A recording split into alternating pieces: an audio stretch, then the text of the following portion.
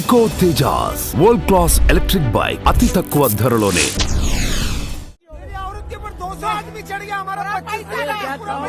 भगदड़ मची भगदड़ जी मची।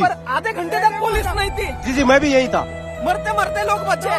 हम महाराष्ट्र से आए, हमारा पैसा खो गया, हमारे कपड़े खो गए, हम जाएंगे कैसे? आवे मेरी मम्मी के कपड़े चले गए, नंगी हो गई मेरी मम्मी। नंगे होके नहाते नहीं क्या? ऐसा बोल रहा।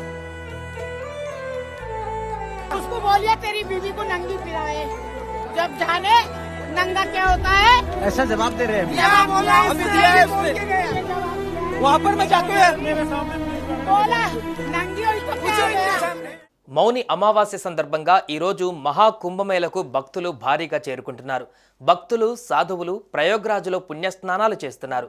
దీనికోసం యూపీ ప్రభుత్వం ప్రత్యేక ఏర్పాట్లు చేసింది.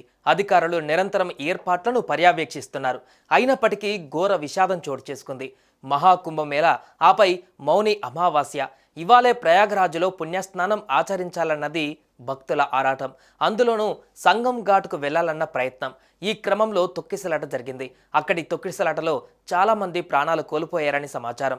వివిధ ఆసుపత్రుల్లో పదుల సంఖ్యలో బాధితులు చికిత్స పొందుతున్నారు. మహాకుంభ్ సంగమం ఘాట్ వద్ద జరిగిన తొక్కిసలాటలో 17 మంది వరకు మృతి చెందినట్టుగా సమాచారం. నిత్యం 1 కోటి మంది భక్తులు పుణ్యస్నానాలు చేస్తుండగా ఇవాళ ఒక్కరోజే 12 కోట్లకు పైగా భక్తులు వచ్చినట్లు అధికారులు అంచనా వేస్తున్నారు. దీంతో ఉత్తరప్రదేశ్ ప్రభుత్వం స్థానిక అధికారులు తీసుకున్న చర్యలు సరిపోలేదు.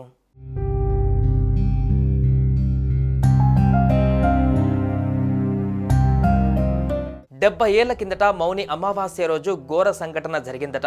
1954 ఫిబ్రవరి 3న మౌని అమావాస్య రోజు మహాకుంభమేళకు చాలా మంది భక్తులు తరలి వెళ్లారట. అప్పుడు కూడా తొక్కిసలాట చోటు చేసుకుని ఆ దుర్ఘటనలో 800 మంది ప్రాణాలు కోల్పోగా 2000 మంది గాయాల పాలయ్యారు.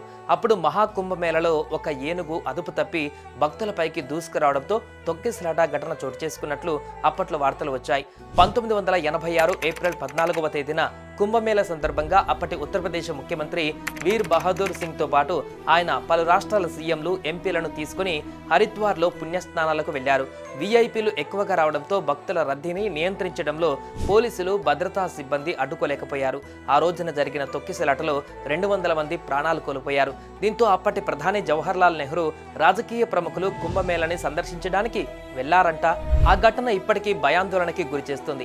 ఆ తర్వాత 2013లో మౌని అమావాస్య రోజు కుంభమేళలో అలహాబాద్ రైల్వే స్టేషన్ సమీపంలో జరిగిన తొక్కిసలాటలో 36 మంది చనిపోయారు. అంతేకాదు 1840, 1906, 1954, 1986, 2003, 2010లోనూ పదుల సంఖ్యలో కుంభమేళలో మరణాలు చోటు చేసుకున్నాయి.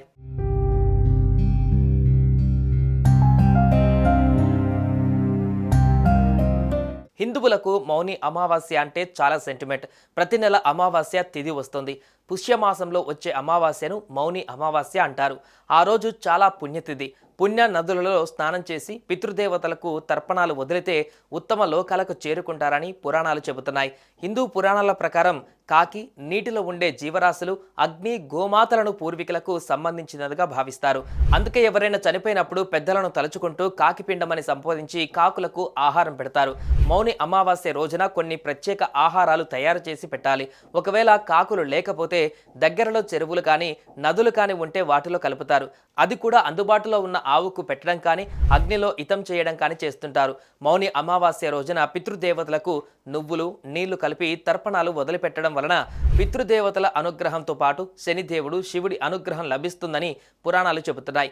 అందుకే ఈ రోజున పొరపాటున కూడా ఎవ్వరిని మోసం చేయకూడదు. ఏదైనా తప్పు చేస్తే అనేక పాపాలు అంటుకుంటాయని నమ్ముతారు.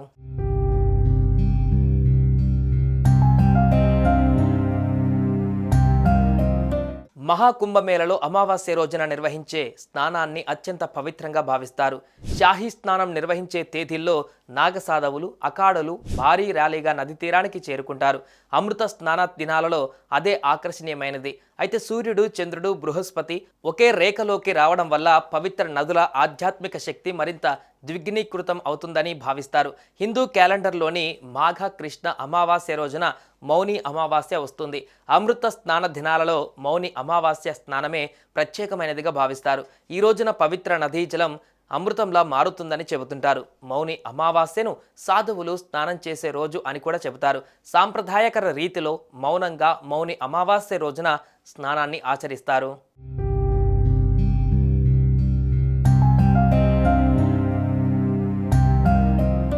సుమన్ టీవీలో మీ పర్సనల్ అండ్ బిజినెస్ ప్రమోషన్స్ కోసం కింది నెంబర్కి కాంటాక్ట్ చేయండి.